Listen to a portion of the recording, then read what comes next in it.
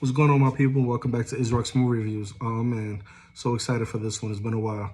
And today we're going to be discussing Blue Beetle, which I saw about a few months ago, man. And I'm getting late to these reviews.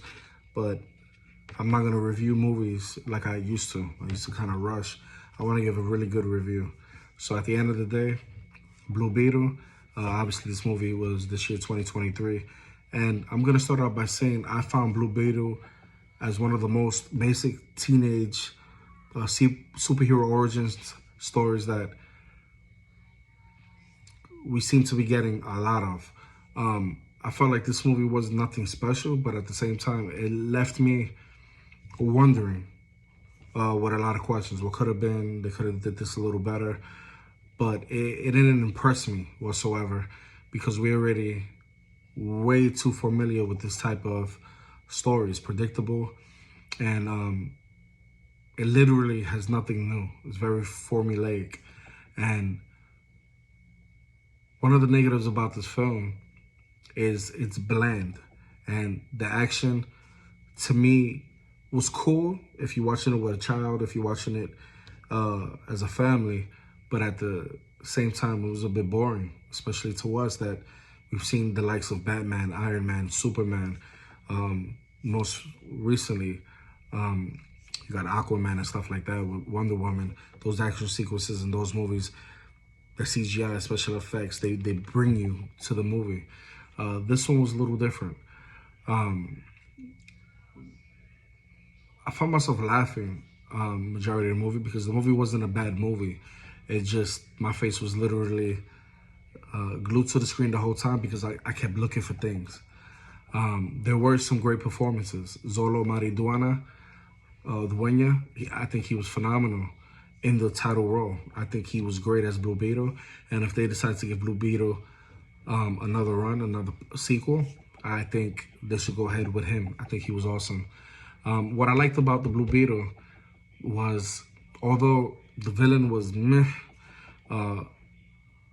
he gets fleshed out a little, but he wasn't this grand villain that you want in a film, you know, after being spoiled with like the likes of Black Panther and having Killmonger as the villain, a villain that you tend to go for. It's very similar in this film, just not as dynamic.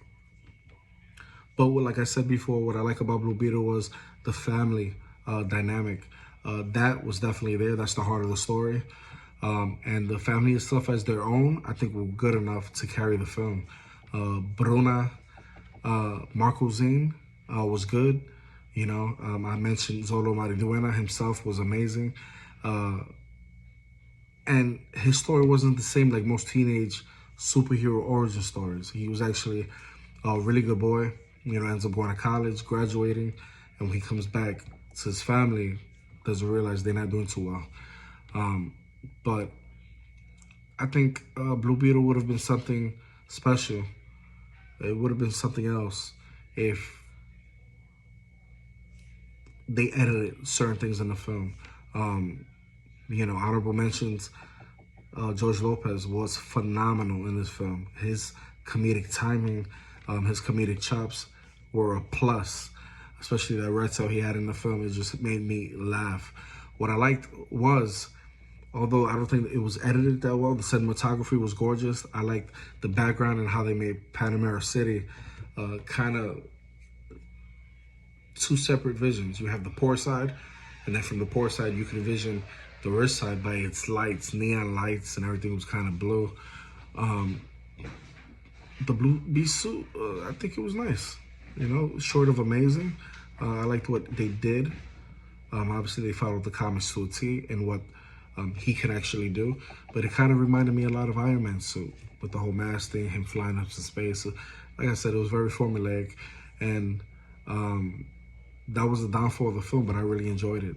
The special effects, for the most part, were really good. They weren't cheesy or anything like that. But again, overall, I just found a lot of things that were just a little off, you know. Something new in terms of the story would have been, I just don't want to spoil it for you guys, but the movie ended up to be good. It could have been slightly better, but overall, I believe that we got what we got. You know, Susan Sarandon, I think, as much as I love Susan Sarandon, her as the villain, I think, brought this movie down a lot. You know, although the comedy worked, cinematography was beautiful, the main character was awesome, the villain wasn't that good. So it was, unfortunately, a basic superhero movie. You know, I'm not gonna say that the movie was bad, but for a teenage superhero origin, and for Xolo Mariduena's first performance, first, you know, live feature film, besides being in the Cobra Kai, which he's phenomenal in, it was okay. Performances overall were great, family dynamic, predictable, unoriginal story, and basically had a very uninteresting villain. But, you know, for those who haven't seen the Blue Beetle and want to get into it, what you're gonna get is some okay action scenes, some good special effects. That's more or less the core of what Blue Beetle is, even in the comics. The story is one straight out of a generic, not so Wonderland, like I mentioned. You got these neon lights, but it's lacking creativity. It's lacking that juice. In my opinion, it's pretty standard, you know. And like other films, this kind of gave me Fast and the Furious vibes, because it's very ethnic. You know, it's another cultural context that, you know, could have been this big creative titan, but it wasn't. At most, this flick, I think, will engage the Hispanic viewers. I think the Spanish community, moreover because of its fun and comedy elements. And like I said, George Lopez is going to bring a lot of butts and seats. But I feel like these days, writers, directors, producers, they seem to think that they can get away with anything because of the special effects. But at the end of the day, man, the story, writing, department in this film, man, they could have excelled. You know, there was good storytelling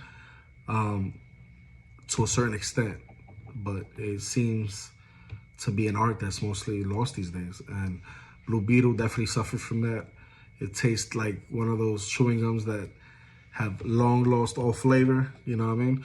Unfortunately, there is no power in this film with all the lights and action that it has. The protagonist doesn't drive the plot. And although this was a flop in the movie theaters, it's not going to be a flop. I think this might grow to be one of those hits that people see over and over again at home. You know what I mean? Just like many other films we got, like The Crow and stuff like that. They're going to be that cultural, I think, phenomenon. And yeah, I think overall you should still go see it. I gave this movie a 7 out of 10. It's pretty good. Positive and negatives, I told you.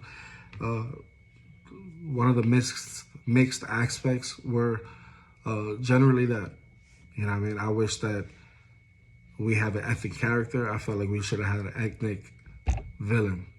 One of the villains is ethnic, but the main villain should have been, I think, Hispanic as well.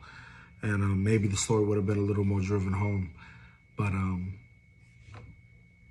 you let me know what you think. Hit me up on the Discord, and see you in the next one. Peace.